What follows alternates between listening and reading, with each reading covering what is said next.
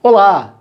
Neste vídeo eu te convido para fazer uma breve viagem no tempo comigo sobre a história dos meios de comunicação. Fica bem ligado aí, porque lá no final do vídeo eu tenho um desafio para você. Neste momento você está aí me assistindo pelo YouTube, não é mesmo? Pois é, você pode estar utilizando o seu celular, o seu computador, seu tablet, notebook, são muitas as opções, não é verdade? Mas nem sempre foi assim. Então eu te convido para entender um pouquinho da história e da evolução dos meios de comunicação. A gente pode iniciar a nossa viagem partindo justamente da internet. Sem entrar no mérito de como e quando ela foi criada, a gente sabe bem que a internet se popularizou na década de 90 do século passado. Eu estou falando, portanto, aí de 1990. A internet tornou possível uma gama de novas formas de comunicação. Hoje nós utilizamos redes sociais, podemos fazer ligações, enviar fotos, vídeos e uma série de coisas através da rede mundial de computadores. E hoje, através da internet, nós também somos bombardeados por uma série de formas diferentes de propaganda. Aqui mesmo no YouTube, não é raro você buscando um vídeo acabar se deparando com uma propaganda bem no início do seu vídeo e muitas vezes até propagandas intercaladas ao longo do conteúdo. Mas nem sempre foi assim. No início, a capacidade de transmissão de dados e a velocidade da internet era bastante reduzida. Houve uma época em que a conexão se dava através da linha telefônica. Nessa época, ou você utilizava a internet ou o telefone, não era possível utilizar os dois ao mesmo tempo. Então, embora já existisse a internet, o seu uso era bastante diferente do uso que nós conseguimos fazer hoje. Se pensarmos em termos de propaganda, por exemplo, é possível a gente lembrar que o e-mail naquela época já começou a ser utilizado da mesma forma que eram utilizadas as malas diretas.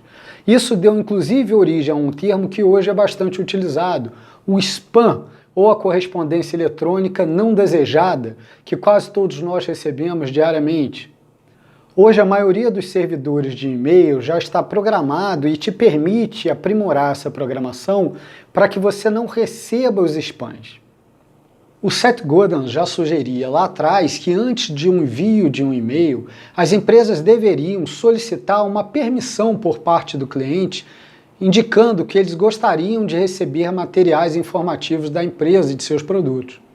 Fora o e-mail, nessa época dos primórdios da internet, se a gente quiser pensar em propaganda, a gente vai conseguir lembrar do uso de alguns banners e daquelas janelinhas, os pop-ups, que existem até hoje. Mas era basicamente isso. Também na década de 90, nós temos a popularização de outro meio de comunicação bastante relevante. Embora comumente mais utilizado para comunicação 1 a 1, os telefones celulares também podem ser utilizados como ferramentas de propaganda. Hoje, por exemplo, se fala muito do mobile marketing, que vai ser assunto de outro vídeo. Mas naquela época, o uso do celular para propaganda era um pouco reduzido. Vale lembrar que no seu início os celulares não ofereciam acesso à internet. Os celulares trouxeram uma mobilidade na comunicação pessoal à distância que até então era uma grande novidade. Assim, antigas formas de propaganda ganharam um novo impulso, como o tão agradável telemarketing. Neste sentido, a verdade é que o celular tornou muito mais difícil a tarefa de escapar das ligações que antes se limitavam aos aparelhos fixos. Mas ainda era uma caçada mais justa do que hoje em dia, onde a automação faz com que computadores efetuem ligações continuamente e só transmitam esta ligação a um atendente pessoa quando do outro lado alguém confirma que atendeu. Bom, falamos de internet, falamos de celular. E se eu quiser pensar antes disso, para começar a voltar mais no tempo? Antes da internet, a gente já tinha a televisão. A televisão que de um tempo para cá, para reduzir sua perda de popularidade frente à internet, passou a também integrar o acesso à rede, mais ou menos no estilo do "se não pode vencê-los, junte-se a eles", por muitos anos reinou como o mais poderoso meio de comunicação de massas, ajudando a entreter, informar e propagar valores e comportamentos. Criada no início do século XX, as transmissões de TV abertas ao público começaram a ocorrer no mundo a partir da década de 30. No Brasil, a primeira emissora de TV foi inaugurada em 1950 e chamava-se TV Tupi. No seu início, por alguns anos, a televisão apresentava apenas imagens em preto e branco. E mais interessante do que isso, as transmissões ocorriam apenas de forma ao vivo, o que significa dizer que os programas não podiam ser gravados e editados para serem transmitidos depois. Assim, é provável que hoje em dia muitos memes surgissem de comerciais de produtos que naquela época cismavam em não funcionar justamente na hora da transmissão. Antes de existir a televisão, era o rádio que cativava a atenção das pessoas por todo o mundo. Inventado no final do século XIX pelo italiano Guglielmo Marconi, o rádio na sua época também representou uma mudança revolucionária nos meios de comunicação, tendo papel fundamental, por exemplo, durante a Primeira Grande Guerra Mundial. Agora, foi no início do século XX que ele se popularizou. No Brasil, a primeira transmissão oficial aconteceu em 1922. No rádio a gente tinha patrocínios de programas, a gente tinha as famosas soap operas, que a gente vai estudar um pouco melhor em outro momento. No rádio também existiam os jingles, mas nesse momento eu quero continuar voltando. E antes do rádio? Antes do rádio a gente pode voltar a pensar na área da telefonia. Se por óbvio não existiam ainda os telefones celulares, a gente já tinha pelo menos telefones fixos. O telefone foi inventado no final do século XIX e durante muitos anos se ensinou na escola que o inventor do telefone foi Alexander Graham Bell, um inventor americano. Contudo, alguns anos atrás, o próprio Congresso americano reconheceu que a invenção original do telefone se deu a um italiano, Antonio Meucci. Agora, como nosso esforço é de regredir no tempo, é importante pensar que no seu início o telefone era ligado um a um apenas. Por mais engraçado e ridículo que possa parecer, os primeiros telefones tinham que ser vendidos em pares, o que significa dizer que se eu quisesse, por exemplo, de casa falar com um trabalho, eu precisava comprar uma linha com esses dois aparelhos. Assim, um aparelho ficaria na minha casa e o outro no meu trabalho. Pode ser difícil de acreditar, mas é mais ou menos o mesmo mecanismo daquele brinquedinho de criança que você usa uma latinha ligada por um fio de barbante a uma outra latinha e você consegue se comunicar como se fosse um telefone. Claro que com o tempo as centrais telefônicas passaram a ser capazes de cambiar, trocar de uma ligação para outra. Então, apesar de ainda ser necessário uma pessoa trabalhando exclusivamente para fazer isso, foi se tornando possível você ligar para diferentes linhas de diferentes telefones. Você consegue pensar num uso de propaganda desse meio de comunicação naquela época? Vamos continuar voltando, e antes do telefone, o que existia? Antes do telefone fixo, a gente pode pensar no telégrafo. O telégrafo também representou um avanço para a sua época, porque começou a permitir uma comunicação à distância, que era uma comunicação escrita. Quando a gente pensa em telégrafo, é natural associar rapidamente ao famoso código Morse, muito presente em filmes dessa época que tratam de espionagem, de guerra. Até final do século XIX, todas as comunicações à distância eram feitas por telégrafo. Mas vem cá, e antes? E antes do telégrafo? Antes das tecnologias permitirem o envio de mensagens a grandes distâncias, era necessário levar fisicamente um veículo com a mensagem até o seu destinatário. Então podemos pensar, por exemplo, que antes do telégrafo já tínhamos um jornal. O jornal impresso ganhou grande impulso com uma invenção atribuída ao alemão Gutenberg. No século XV, Gutenberg desenvolveu um aparelho chamado prensas de tipos móveis, que vai ser foco de outro vídeo. A partir dessa invenção, os jornais puderam ser produzidos em grande escala, chegando a um número muito maior de pessoas. É óbvio que isso trouxe para a propaganda uma grande oportunidade, e na verdade acabou gerando uma relação bastante simbiótica, onde a publicidade se aproveitava do jornal para chegar a mais pessoas e o jornal se aproveitava da publicidade para aferir recursos e se manter.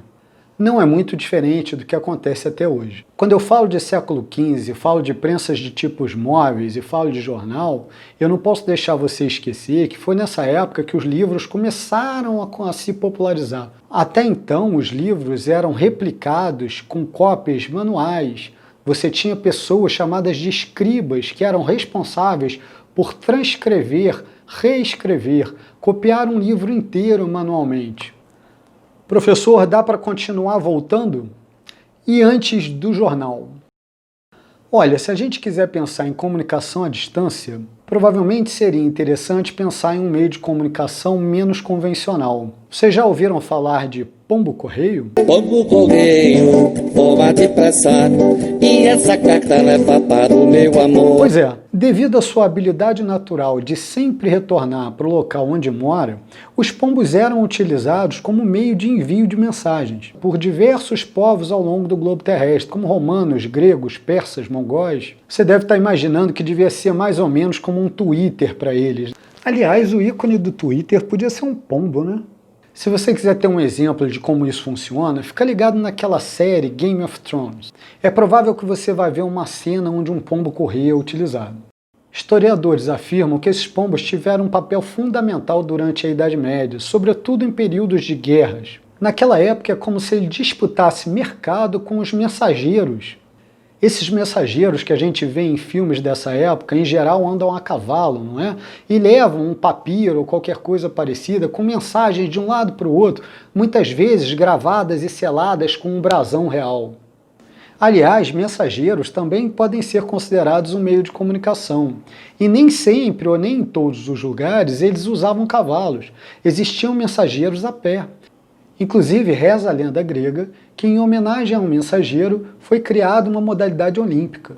A lenda conta que o soldado ateniense Fidípedes, que teria corrido 42 quilômetros do campo de batalha em maratona até Atenas só para anunciar a vitória contra os persas, teria morrido por exaustão após cumprir a sua missão. 42 quilômetros correndo para levar uma mensagem. Voltando para o pombo-correio, pode parecer estranho, mas um pombo-correio chegou a ser condecorado após a Primeira Guerra Mundial por serviços prestados. Mas ao que tudo indica, o seu uso atual é pouco provável. Acho que não rola. Então vamos continuar voltando. E antes disso? Olha, comunicação à distância antes disso provavelmente nos levaria a pensar em coisas como sinal de fumaça. Aliás, é provável que o sinal de fumaça tenha sido o primeiro meio de comunicação à distância, sem contar, claro, berros, gritos. Ficou horrível isso. O sinal de fumaça funcionava como um código. Cada tribo tinha o seu código. Ele podia funcionar mais ou menos assim. Fumaça no alto de uma montanha poderia significar perigo, e era uma mensagem bastante eficiente, porque ela podia ser vista a longas distâncias. Apesar de ser uma comunicação bastante arcaica, se você parar para pensar, o sinal de fumaça tem a capacidade de replicação. Historiadores sugerem que na China antiga, soldados que ficavam de guarda nas torres da Grande Muralha utilizavam sinais de fumaça para se comunicar. E funcionava mais ou menos assim. Se os soldados de uma torre faziam um sinal de fumaça, os soldados da torre seguinte eram capazes de visualizar essa informação. E eles, por sua vez, faziam um novo sinal de fumaça, que dessa maneira era passado às outras torres da muralha sucessivamente. Isso fez com que uma rede de sinais de fumaça fosse capaz de alcançar quase 1000 quilômetros de extensão. Provavelmente é um alcance bem maior do que o seu Tinder, o seu Happn. Você sabia que o sinal de fumaça é utilizado até hoje? Vocês lembram da última eleição no Vaticano para dar posse ao novo Papa? Pois é. Qual é o simbolismo que o Vaticano utiliza para comunicar ao resto da população de que foi eleito um novo Papa? É emitida uma fumaça. Inclusive, eles utilizam um produto químico para alterar a cor da fumaça. Assim, a emissão da fumaça, sendo branca ou negra, vai indicar se a eleição chegou a uma conclusão e já existe um Papa novo, ou se ainda não houve uma definição. Professor, eu já não sei mais nem em que época a gente está, mas dá para continuar voltando? Dá para pensar em meio de comunicação antes disso tudo? Olha, se a gente quiser continuar regressando, provavelmente a gente vai ter que pensar na comunicação antes da escrita ter sido inventada. Se a gente voltar, por exemplo, para a pré-história, quando viviam os chamados homens das cavernas, a gente vai conseguir pensar em meio de comunicação não só através da própria fala e gestos, mas também através das pinturas rupestres. Apontei para trás por quê? Porque tem uma parede, né? Agora, pensar nos homens das cavernas é pensar no início da civilização humana. E aí a gente precisa entender que a necessidade de comunicação era vital para o homem naquela época. Só através da comunicação é que o homem conseguia organizar trabalhos em grupo e assim bolar estratégias para conseguir caçar. Sem isso, seria muito difícil conseguir encarar os outros animais. Naturalmente, as primeiras formas de comunicação provavelmente foram através de gestos e sinais. Até mesmo alguns sons, alguns grunhidos, antes que o homem fosse capaz de articular alguma fala. Essa forma de comunicação era muito rudimentar, mas era importante, fundamental para coordenar ações de caça e de defesa. Se comunicar e interagir com outros humanos era importante porque você precisava saber se era capaz de confiar ou não naquela outra pessoa. Afinal, quando você vai se embrenhar na selva para caçar um mamute, é bom saber se a pessoa que está do seu lado nessa missão é confiável ou pode te deixar na mão. Então é provável que sempre que possível os seres humanos estavam conversando entre si, buscando entender de alguma forma aqueles que poderiam ser confiáveis ou não. Os antropólogos sugerem que era muito comum, depois da descoberta do fogo, que os homens se sentassem ao redor de uma fogueira e interagissem entre si. A primeira tecnologia de comunicação surge mais ou menos nesse momento, quando de repente alguém resolveu pegar uma pedra e rabiscar uma parede na caverna.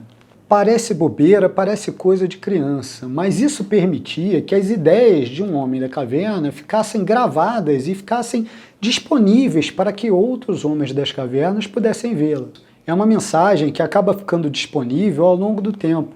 Não à toa a gente tem registro dessas mensagens até hoje. Você pode imaginar o muro da caverna mais ou menos como o perfil de uma rede social. Mas tem que pensar a parede da caverna como um perfil coletivo. Não dava para stalkear muito bem. Então não servia muito para cuidar da vida alheia, o que é ótimo. Devia ser muito mais fácil a vida em casal, né? Querida, esse desenho não é meu. É uma desculpa que merece pelo menos o benefício da dúvida. Fato é que o registro de ideias na parede foi um avanço em termos de comunicação, exatamente por ser um registro que fica ao longo do tempo, ao passo em que a comunicação falada, sem ser gravada, se perde, podendo ser replicada apenas de pessoa para pessoa. Agora, apesar da pintura rupestre já significar um avanço na comunicação, ela tinha uma grande limitação, que diz respeito à sua abrangência. Afinal de contas, só veria aquela mensagem, aquele desenho, uma pessoa que entrasse na caverna e olhasse para aquela parede. Bom, se a gente tentar voltar mais no tempo, aí não existia espécie humana ainda. Então não faz sentido para a nossa análise. Acho que a gente cumpriu a missão. Agora, eu te pergunto uma coisa. E a propaganda?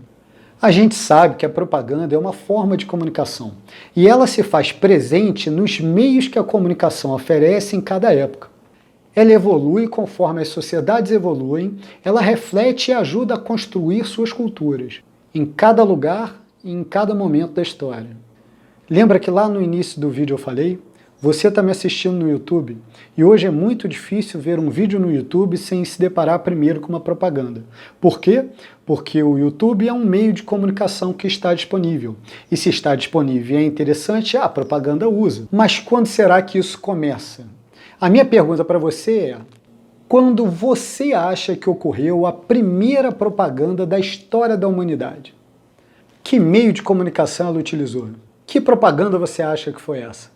Deixa a sua resposta aqui nos comentários e a gente vai debater sobre isso na continuação dessa aula.